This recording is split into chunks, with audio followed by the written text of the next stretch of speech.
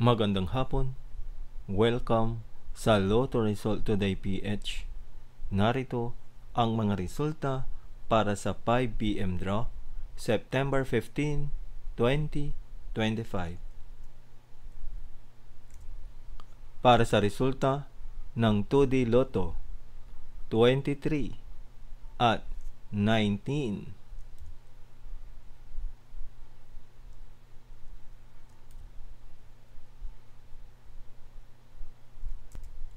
Para sa resulta ng 3D Lotto, 9, 8 at 6.